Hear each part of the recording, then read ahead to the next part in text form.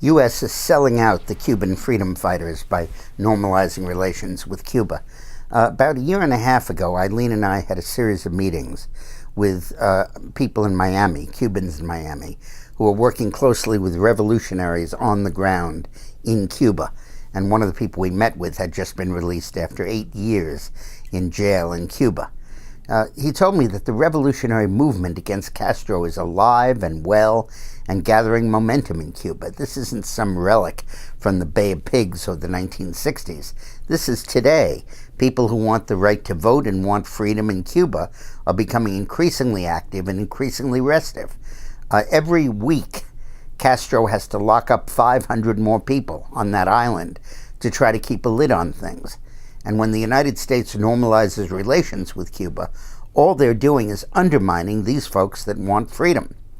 In fact, the problem that's coming is that essentially we're creating a Western Hemisphere Vietnam. I don't mean in the sense of the war, I mean in the sense of the current relationship with the Vietnamese government, where we trade, we have a lot of, they take a lot of our jobs, and they remain a repressive communist government with no freedom for their people and torture and secret police and all that stuff going on there. Well, that would be essentially the deal we'd cut with Cuba.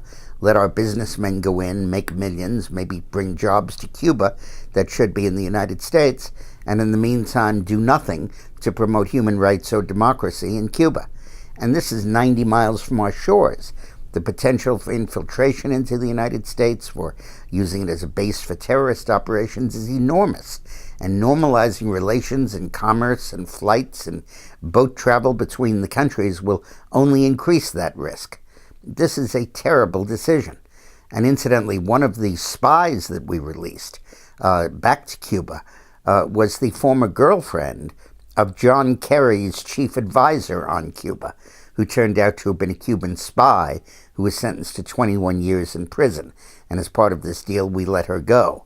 In return, we got an American sprung from prison who was arrested for trying to spread Bibles throughout Cuba. This is a terrible decision by Castro and by Obama, and it reflects perhaps where Obama's true sympathies lie. Thanks for watching.